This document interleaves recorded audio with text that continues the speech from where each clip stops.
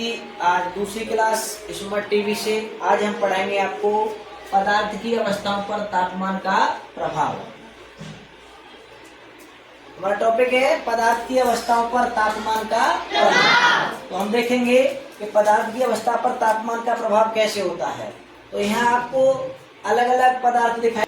द्रव्य की अवस्था है, पदार्थ कहें या द्रव्य कहें, ये द्रव्य की क्या है अवस्था है, द्रव्य की अवस्था।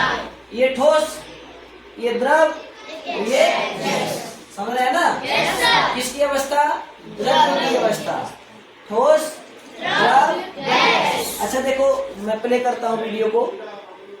पानी निकल रहा है, ये ठोस है, ये तरल मतलब द्रव है, तरल मतलब द्रव, और ये क्या है? गैस है। अब यहाँ देखें, बर्फ को गर्म किया जा रहा है, पानी में बदल गई।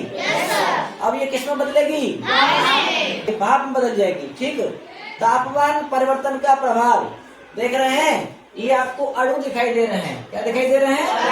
अणु दिखाई दे रहे हैं। जब ये गर्म होते हैं तो ये वाइब्रेट हो जाते हैं। क्या हो जाते हैं? वाइब्रेट हो जाते हैं, और वाइब्रेट होकर के ये ऊपर उठना शुरू कर देते हैं, है ना।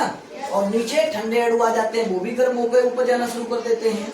ठीक, आगे हम इसमें देखेंगे। ये बर्फ इसमें डाली गई है। क्या डाली गई है? बर्फ डाली गई है। वायुमंडलीय दबाव पर 1 किलोग्राम ठोस को द्रव में परिवर्तित करने के लिए आवश्यक ऊष्मा ऊर्जा को संघनन की प्रसुप्त ऊष्मा के रूप में जाना जाता है। ठीक है, यहाँ 1 किलो बर्फ डाली गई है। इसमें कितनी? 1 किलो। इसको क्या किया जा रहा है?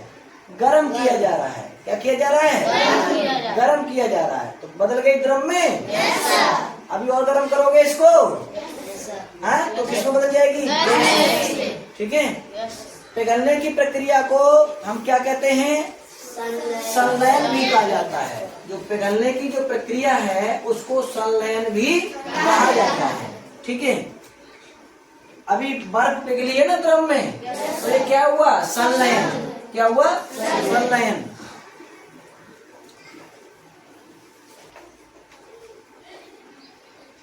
जीरो डिग्री सेंटीग्रेड पे जल के कण, ठीक है, और ये ध्यान दो, अवशोषित ऊष्मा कंटेनर की सामग्री में छिप जाती है। जो अवशोषित ऊष्मा होती है वो कंटेनर की सामग्री में छिप जाती है, जिसके परिणाम स्वरूप जल में 0 डिग्री सेंटीग्रेड पर बर्फ की तुलना में अधिक ऊर्जा होती है। तो हम ये देख रहे हैं, जब बर्फ पानी में बदलती है तो उसमें जो ऊष्मा व्यय होती है उसको क्या बोलते हैं? गुप्त ऊष्मा। क्या बोलते हैं? गुप्त ऊष्मा। तापमान कम करने से विपरीत प्रक्रिया होती है। तापमान कम करने से क्या होता है? विपरीत प्रक्रिया होती है। मतलब ठोस को हमने द्रव में बदला तो ताप बढ़ाया, तभी तो बदला। अब तब ताप कम करते जाए, कम करते जाए, तो धीरे धीरे पानी किसमें बदल जाएगा? बर्फ में, ठोस में बदल जाएगा ना। विपरीत प्रक्रिया होती है। ठीक है,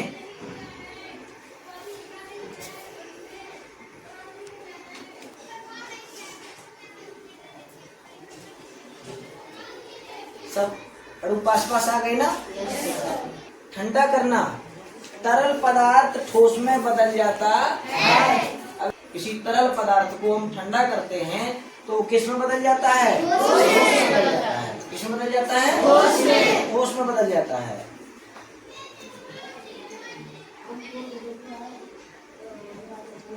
तरल से ठोस अवस्था में इस परिवर्तन को हिमीकरण कहा जाता है। क्या कहा जाता है?